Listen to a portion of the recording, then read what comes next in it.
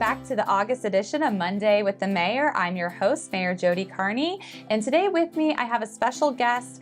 He is not really a direct employee of the Village of Plain City, but is somebody who we partner with, and a very important partnership at that with the Ohio Department of Natural Resources, and that is Mr. Alistair Reynolds. Welcome to the show, Alistair. Thank you for having me. Thank you for being here. And can you tell our audience what exactly you do at the Ohio Department of Natural Resources? Sure. So Ohio is one of the lucky states to have a state agency that gives direct assistance to municipalities when it comes to urban and community forestry. So what I do is capacity building with the municipality, and that's through direct assistance, and that can be in the form of ordinance development or writing management plans, training staff through workshops, pruning and planting workshops. And then we also administer grants that we get from the federal government, so we'll pass them through to the communities. And we administer Tree City USA, and we do a whole lot of other things too. And another thing that we do is we do direct outreach to the community as well. So working with citizens within the community, so whether it's a volunteer group or maybe it's an NGO who's working in the community, but then we also do tree commission cultivation as well. And thank you for that rundown of things that you do and provide, because I think what's important is, like, when you first came, when our Parks and Rec department first reached out to you, I think it was to like get an arborist view of our trees at Pastime Park, making sure that they are in good tree health, and making sure that, we are pruning correctly. And then it kind of turned into conversations about Tree City USA, and then also working with our developers on different what trees should be planted in the subdivisions to ensure that we have long standing healthy trees and views as our neighborhoods age. So I think, looking back at the Tree City USA, what does a municipality have to do to become that status? We see the signs around in other municipalities, but what does it mean for Plain City? Yeah, so Tree City USA, and I just want to brag for a minute that Ohio has led the nation in Tree City USA since 1981. We tend to hover around 240 to about 245 in that range every year, which is more than anybody else. But what Tree City USA is an acknowledgement that you're doing things correctly in your community and caring for your trees. And so there's an emphasis on trees in the community and managing the trees sustainably. And so it's really easy to get, and we like to think of it as a baseline, and then from there you build and improve. But you have to spend $2 per capita on tree management, and that can be tree removal, tree planting, tree management, writing management plans, your staff's time, storm damage cleanup. Just about anything counts. And then you have to observe Arbor Day, which we did this year, yes. First Arbor Day. It was exciting. It gave a proclamation, and then had the ceremonial tree planting, which we're excited to build on from this year. Kevin Tolles was there, and they helped to plant the tree. That was great. Yes, great to get students involved. And then the two last things you have to have for Tree City USA is a tree commission, which this year we started a tree commission as well. And then lastly, you have to have a tree ordinance. And that's what the Tree Commission is working on right now with the Parks and Rec Department, is proposing a new tree ordinance. And so we've met about it a few times, and it's written, and we're just refining it. And then next we'll go to the law director and then on to council. Yes. So we'll back up a little bit and talk about the Tree Commission, because that was, I think it really kind of started between Parks and Rec, but then also Planning and Zoning. When we look at plans and we see what the developer has proposed for shrubbery and for trees, and it's just like, well, who manages this? How do we get a checks and balance system to make sure that the right trees are going through? And that's when it was brought up about a tree commission. And so how many people do we have serving on our Plain City Tree Commission? I believe there's 7 people on the tree commission, and 2 of them are city employees, and they're at Parks and Rec. And then the other 5 are residences. And I am just advisory in my capacity to the tree commission, and so I help them. But yeah, you brought up an important point, and that is one of the things that the tree commission is tasked with is reviewing landscape designs that developers propose to the city. And so they're looking to make sure that not just one species of tree is being planted, but there's diversity. You need diversity to be insect resistant and to have a resilient urban forest. So you don't want to have catastrophic loss in the future. So you need to have a number of different species, not just one.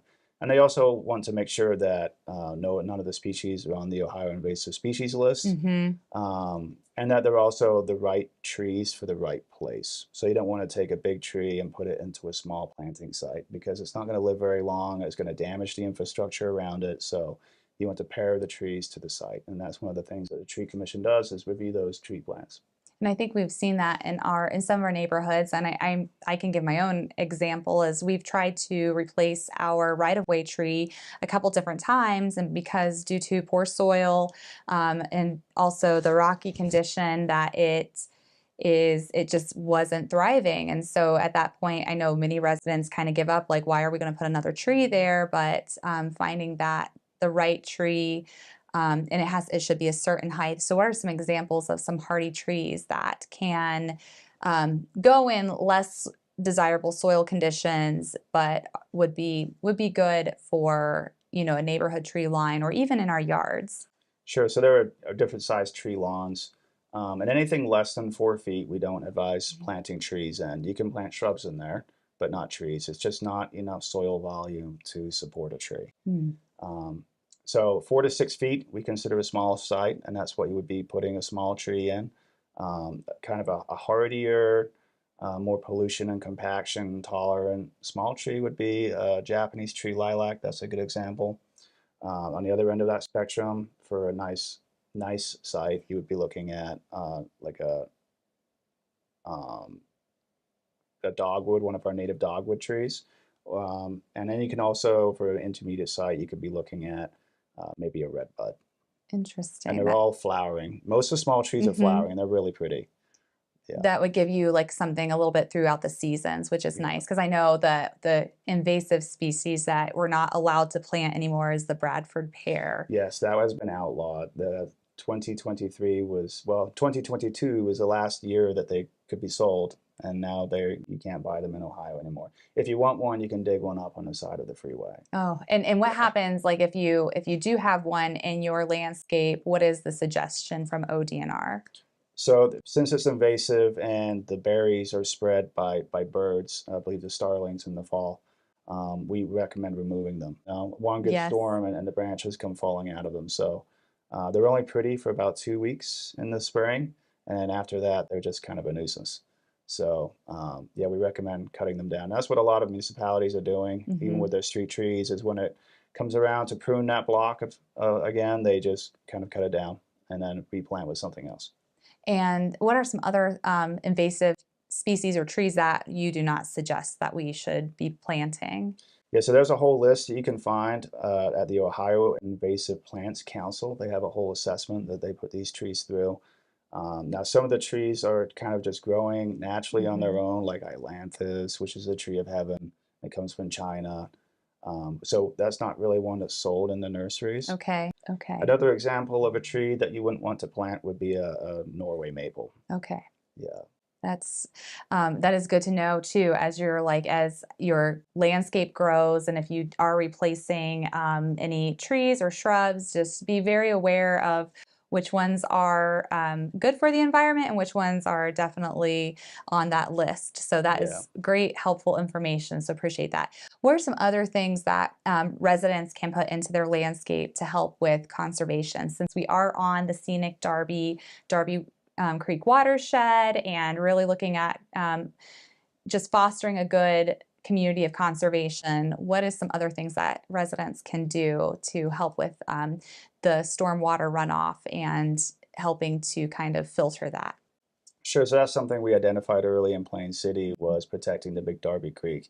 And as the community is developed, we're going to see an increase in impervious surface, so more parking lots, more roads, more parking spaces. And so we want to try to mitigate as much of that runoff as we can using trees. And so we have less stormwater getting into the Big Darby Creek. So we identified that. So that means incorporating trees into like the parking lots, and not just on the outside, but in the middle of the parking lots. And that will also help to reduce any kind of future heat island effects as well. So we can kind of mitigate that early. But it is great when homeowners also plant in their yards and try to do whatever they can to also mitigate those the stormwater and the heat island effect. And so I know the soil and water conservation districts, they do plant sales in the springtime. You can get a lot of native plants from them. There are some other native nurseries as well, like basically natives would be one where they grow all native plants. So I always recommend planting with natives because they're adapted to our soil and they don't require as much water and maintenance. And you know they're not going to become invasive as well, which is a problem. And we have an example of kind of that pollinator garden at Pastime Park that was given through a donation by Mr. Converse's estate that people can enjoy and kind of see some samples of native plants and species to put into your own landscape. It's along the walking path at Pastime Park, so you can enjoy that as well.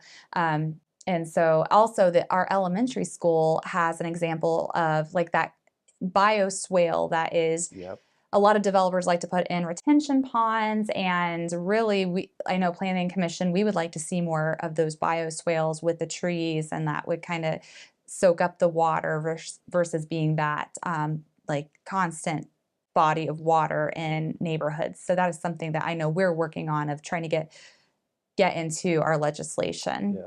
A great example of bioswales would be Newark. They have installed many bioswales in their downtown area. And they are better than the retention ponds because a retention pond is like a bucket. And once it's full, if you add more water, it just spills over the side. So it holds a good amount of water and some of that evaporates. But if you can add plants into the mix where they soak up a lot of that water, then that's even better. And so that's what a bioswale is. It's basically like a sponge. It's like a sponge. Yes. Yeah. For that, and that would be great because I know we also have we have issues with mosquitoes and then just like having that stagnant water around. So yes, so that is a great thing that I think that between planning and zoning and the tree commission, we can help to kind of foster that guidance and everything. But is there anything that you would like to tell our viewers about a little bit more about ODNR or anything else that you have to add in? I would say I think Plain City's in a good place with your forestry program right now. It's in its infancy. I feel like this all came together at the right time as well. So Plain City is projected to grow quite a lot. And if you get that projected growth, there's going to be a lot more people and a lot more trees. And so I feel like it's good to be proactive, and that's what Plain City is doing right now. You don't want to be reactive. If you're reactive, you never get ahead. So it's best to be proactive. And we're addressing the ordinance. We're getting the ordinance in place. I can see us next year doing the master planting design once we get the tree commissioners through the Tree Commission Academy. It's actually part of their homework is to do some master planting design. So we'll get a master planting design for the community. We'll get a management plan written. That's also in the 2 to 5 year range. And then 5 to 10 years, if you do have that projected growth and you actually get the population that you're anticipating, I could see you actually started to hire professional forestry staff to manage the trees in the community. So that's kind of the plan right now, and that's us being proactive and not just being reactive. In the meantime, it's great to have a great partnership with Ohio Department of Natural Resources to help guide us through this process. And so that's with our Monday with the Mayor. We wanted to bring a little bit more information to you about our tree commission, about our journey to achieve Tree City USA status, and just conservation overall and good resources. So thank you for joining me today for Monday with the Mayor. And as always, our Mondays with the Mayor are the second and fourth Monday of the month, and they coincide with our council meetings. So you can join in person or stream online via YouTube at 6:30 p.m. Thank you, and I look forward to our next meeting. Thank you so much for having me. Thank you.